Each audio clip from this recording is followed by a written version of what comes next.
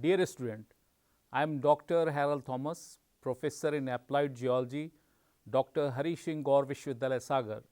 Today in this course, I will deliver my lecture on texture of metamorphic rocks. Today, I will proceed under the following heads: Introduction, Texture of Metamorphic Rocks. Hope it will be useful for you. Try to be regular in course.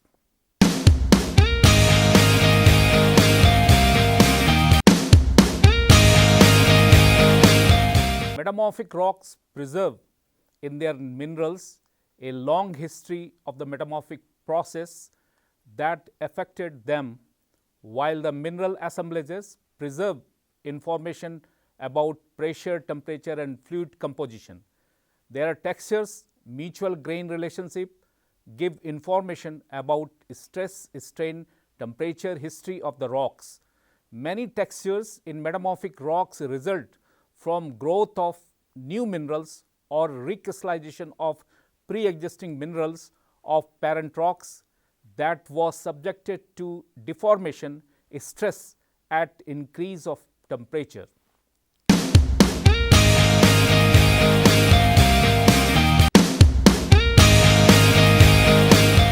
The fabric of metamorphic rock is a result of mechanical deformation and mineralogical reconstitution of the pre-existing rocks. The texture is a term that describes the size, shape and orientation of the grains constituting a rock, as well as the relationship between these grains. The development of texture is controlled by nature of minerals in the rock. The new mineral in a rock undergoing metamorphism are formed in solid state. The term crystoblastic is applied to all metamorphic textures in which the recrystallized minerals show relatively regular shape. The term blast, either as a suffix to crystal or to a texture, clearly suggests the origin in solid state condition. The term texture in general has a wide connotation and includes microstructures covering all aspects of the microscopic arrangement and interrelationship between grains. The term texture cincellato is thus equivalent to the term Gefüge, German term for fabric. If the rock was subjected to isotropic stress S1, S2, S3 at a high temperature, we get granoblastic texture with development of equidimensional grains with faces making an angle of 120 degree. This is found in monomineralic rocks composed of calcite, marble, quartz, quartzite, olivine, dunite or plagioclase anorthosite. Under the influence of anisotropic stress at high temperature, the rock are likely to flow and develop planar foliation, slaty cleavage, schistosity, along which reaction take place, allowing the mineral to arrange in low energy stress. For all kind of planar foliation, European geologists use the S surface, which includes stratification, slaty cleavage, cystosity, slip surface, etc., and thus having a wide connotation than the term cystosity. This non-genetic term thus includes all type of parallel surface irrespective of their origin. The primary foliation stratification designated as S0 is seldom observed in a metamorphic rocks because continued deformation transposed the foliation cystosity of one or more generation designated as S1, S2, S3 and so on. The successive development of different S surface is shown in the sequence in figure. However, in low grade metamorphic rocks, the S0 as original compositional layering between sedimentary and volcanic sequences is recognizable. In contrast, the banding in high grade gneisses and megmatites may not be related to primary bending. Therefore, the first thing that characterizes a metamorphic rock is the presence of primary foliation S0 due to continued deformation. The S0 is transposed and appear sequentially as cystosity of one more generation S1, S2, S3 is visible in hand specimen as well as in thin section as cystosity with or without crenulation parallel to XY planes of the strain ellipsoid. In the initial stage of metamorphism, the micaceous minerals are too fine grained to be visible with unaided eyes and defined as foliation called slaty cleavage. When these minerals coarsen with progressive metamorphism, the foliation is called cystosity and the texture is called cystose texture. Particularly prominent in cyst, for example, biotite cyst, chloride cyst, greenstone, green cyst, etc. The cystose texture is due to more or less parallel arrangement of micaceous or prismatic minerals. The cystose texture is further specified by the term lapidoblastic texture if this cystosity is defined by preferred orientation of micaceous mineral. If the prismatic minerals like hornblende or epidote define the cystosity as in amphibolites or hornblende cyst, the term minetoblastic texture is used. Gneiss texture is used when quartz and feldspar dominant and tend to concentrate in the alternate layers of platy minerals. Some gneisses show large feldspar grain porphyroblast wrap mica to appear as eye called oggen. These gneisses are called oggen gneiss. Based on the shape of the mineral, three terms are used while describing texture. First, A is your idoblastic, when the mineral's grain or crystal have well developed faces. B, xenoblastic, when the grains are without any shape, for example, quartz and feldspar in the matrix. And C, subidioblastic, when the minerals are of medium shape. Intermediate between A and C. On the basis of size, texture terms, granoblastic is used when there is no size difference and the metamorphic rock is composed of equal size grain having boundaries of about 120 degree called triple junction. The granoblastic texture in high grade rocks, particularly in gaolites, the granoblastic of pyroxene, feldspar, garnet define granulitic texture. In rock, recrystallize slowly by thermal effect, as in thermal or contact metamorphism. Mineral grains are without orientation and are generally xenoblast and fine grained. Unlike the medium to coarse grain size, that is 1 to nearly 5 millimeter of granulite texture. This texture in hornfelses is called hornfelsic texture. In certain rocks, one can observe microstructure in which the crystal lie in diverse direction, showing a crisscross structure most commonly shown by minerals with columnar habit. This is known as dissociate structures or texture. In metamorphic rocks, when one or more minerals have grain size significantly large than that of the matrix minerals, we use the term porphyroblastic texture. Many index minerals, for example, garnet, stolite in peltic schist are porphyroblast. See Vernor 1976.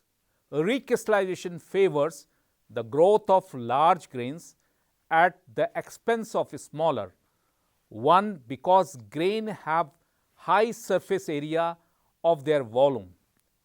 In this growth of large minerals, the atoms need only to move across the grain boundaries migration without appreciable transport. Again, large crystal grow from a nucleus during metamorphic reaction in a rock subjected to increased temperatures and pressure. The product of reaction begin to grow from a nucleus. Once stable nuclei formed, there is a chemical potential gradient between the reactant minerals and the product nuclei. Because of the gradient, materials will diffuse towards the newly formed grains of the product phases, causing them to grow at the expense of the reactants. Here, large crystals form by coalescing of number of nuclei during growth.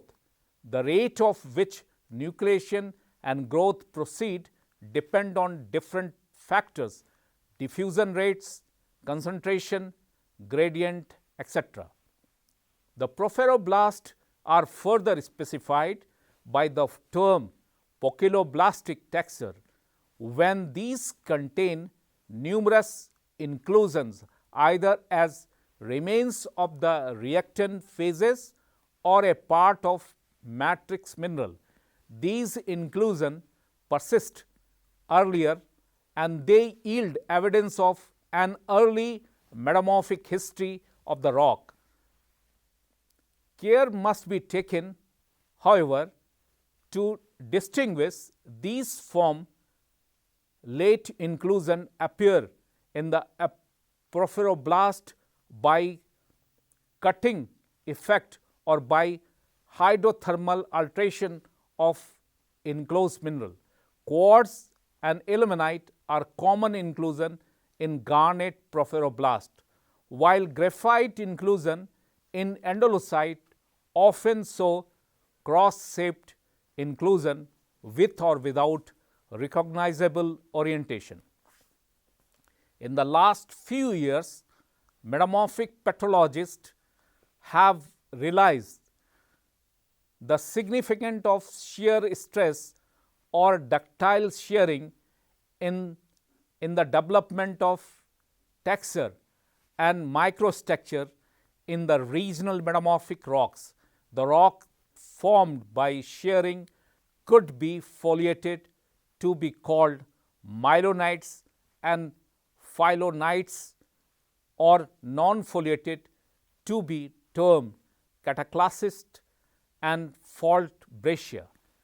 The resulting textures are Cataclastic texture, when the minerals are crushed, bent and polygonized, and various retrograde individual factors cut several crust grains. Myeloid texture, when grain size reduction in such more than in cataclasis, but overall fractures are similar to cataclastic textures. Blastomyelonites texture, this term is used when large grain may be surrounded by finer grain crust material. Large crystal are called porphyroclast, different from porphyroblast, large newly grown crystal, and the texture is called porphyroclastic texture when the large relict crystal are surrounded by shear bound grains. Relict texture, inherent textures from the parent rocks, gives useful information about the origin of metamorphic rocks containing relict texture and which have survived metamorphism. There are several types of relict textures. Relict texture in metamorphic rocks are indicated by applying the prefix blastic to the original texture name. Relict textures are well preserved in low grade rocks. Example of such textures include porphyritic, optic, intergranular, amygdala, spiralitic, virulitic and piezolitic and oolitic type. Blastophytic texture, metamorphic rocks showing relict optic texture of the original igneous rock, salt or dolerite, which was subjected to metamorphism. Blastopophyritic texture, metamorphic rocks showing relict porphyritic texture. Typomorphic textures, texture characteristic of thermal metamorphism. When thermal metamorphism is not associated with any deformation, the mineral grains are randomly oriented, resulting in either granoblastic or hornfelsig textures. Please note that the granoblastic textures can also develop in regionally metamorphosed rocks. The following are some of the type of granoblastic textures.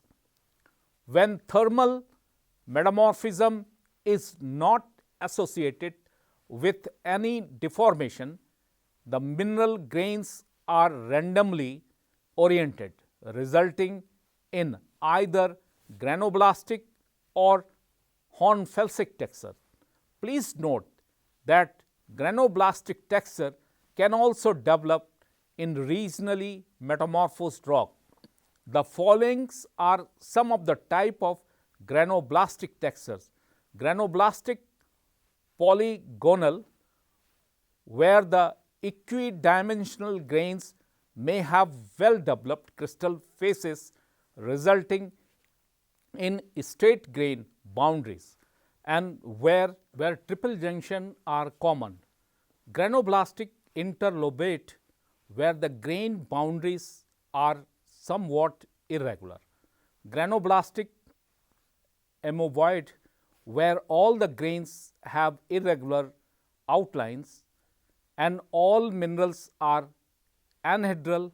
Granoblastic dissociate, where the interlocking randomly oriented crystal are somewhat elongate, prismatic or subidioblastic, usually applied to rock with one or two minerals species only. Triple junction are common superimposed textures, texture characteristic of a post metamorphic event, for example, alteration, weathering, etc.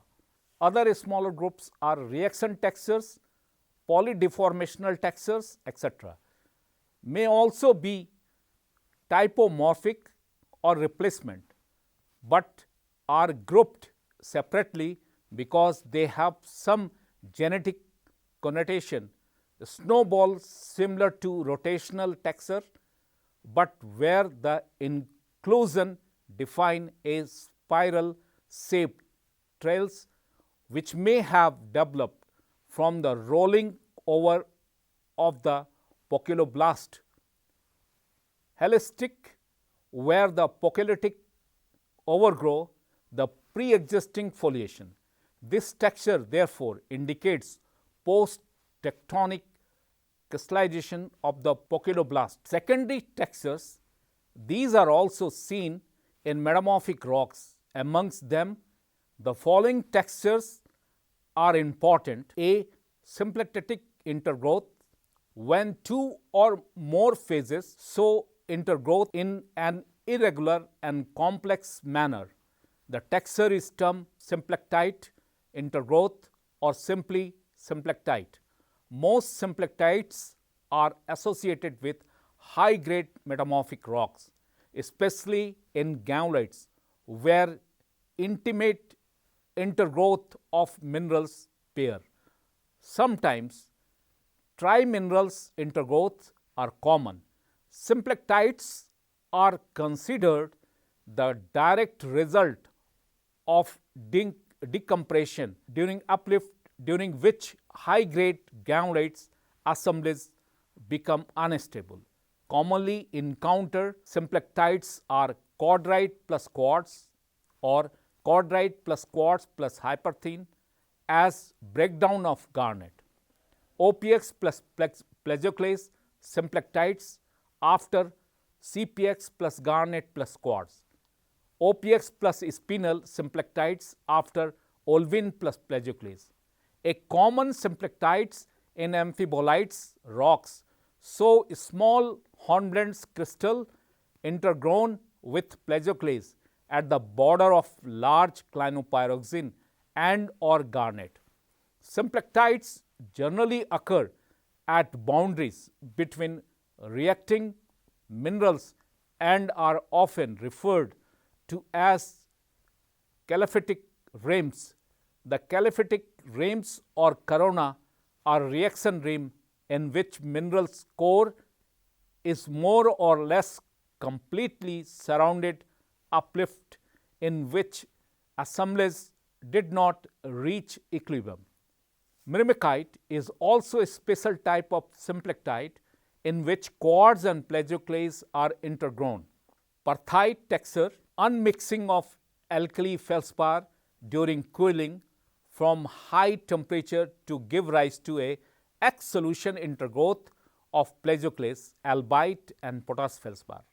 Replacement textures, superimposed in part mesh textures develop in serpentinites where the needle shaped serpentine minerals occur in aggregate intergrown like a mesh.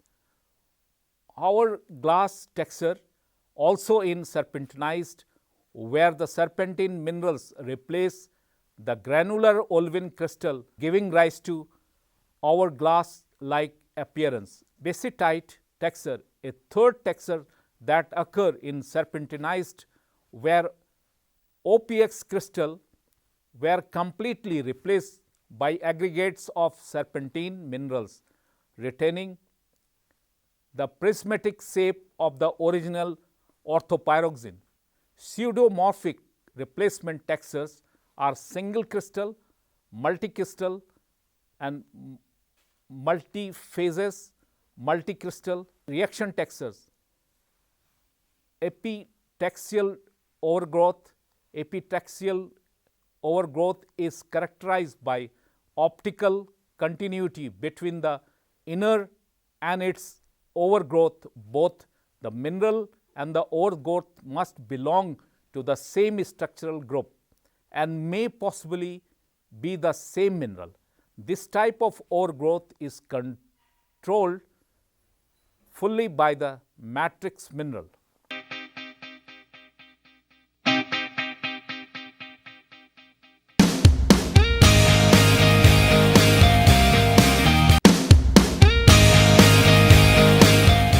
Dear student, today in this lecture we have discussed about the texture of metamorphic rocks.